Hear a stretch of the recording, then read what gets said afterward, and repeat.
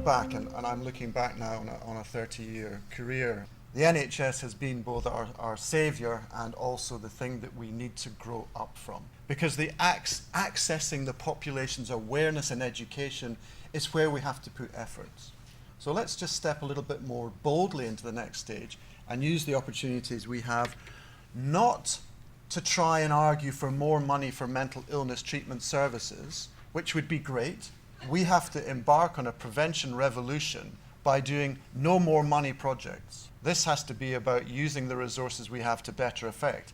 But I would certainly much rather be young and facing a mental health problem and challenge in this country today than 20, 30 years ago when I started my career.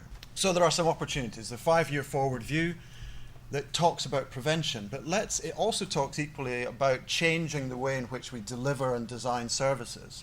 And I think what we have to do is make sure we're doing both of those together. We have this independent task force that has a once-in-a-lifetime opportunity to really shape a new narrative around mental health that embraces both mental health and mental illness. And in Public Health England, have created a new National Prevention Alliance because there hasn't been the opportunity to do that before. We've invited people to lots of things, but now they want to play. They want to play because the cards are on the table. If you're going to go into prevention, how much money are you going to take out of downstream mental illness treatment services? This is about the prevention revolution happening with employers, happening with schools, happening in early years, happening in criminal justice. The leadership for this agenda needs to go beyond the narrow leaderships that we've defined and allowed mental health to be defined in relation to mental health care. It is very clear that the next 5, perhaps beyond years, is going to be one of shrinking public resources, not more. So in times of shrinking resources, we need to collaborate more, we need to integrate budgets more. The narrative for mental health all too often defaults to mental illness and more money for services, which is fine, but it's only one part of the narrative. We need a community narrative about the strength of communities. We have to have the engagement of other sectors. And I would like to see at every single conference about mental health that we have people from employment, we have people from housing, we have leaders from all of those different sectors.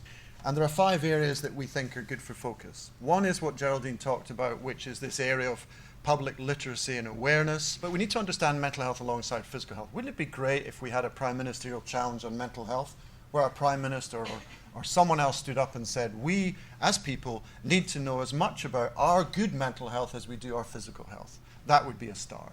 And then we need to know more about mental illness. There are fantastic evidence-based programs and support for recovery. So the conversation moves from understanding good mental health to understanding good mental illness to understanding that you, we, and us can provide support for recovery because no one recovers on their own.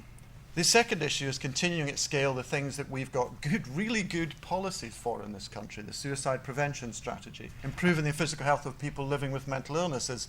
And we talk about comorbidity. We need to improve mental health access to evidence across the life course. The best investments would be in the early years. But we know all this in terms of early years, schools, employers, and older age. We know what the evidence-based interventions are. We need to now scale them.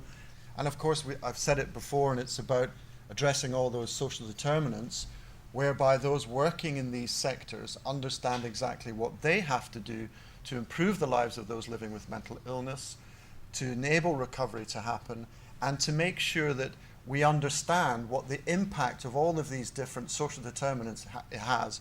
And we need greater knowledge, capacity, and evidence.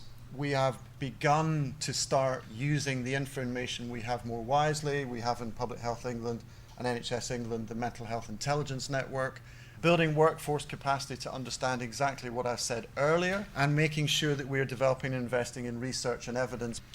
So what next? Well, look out for the task force publication. It's an independent report that will be published. The latest date we have is the 10th of October, which is a Saturday, but it's World Mental Health Day. All the arm's length bodies will respond, as will many other people, to the recommendations. Then it's into the usual phase of implementation, planning and delivery. You know, we have to underpin what happens next by better intelligence, better data, better workforce capacity, but we also have to underpin it by a way in which we look at the things that you're going to look at today, by understanding the benefits of what we get when we prevent early, and understanding that it's not within the gift of the NHS to tell education what to do. I'd love to see, and so would others, love to see the work going forward in the NHS, making sure it's doing the things it can do better for access and quality, but making sure we and others have a conversation with many people outside of this room of the contribution they can play to really making sure that a prevention revolution is about to happen, or it's not going to be another missed opportunity when we talk a good game but can't deliver.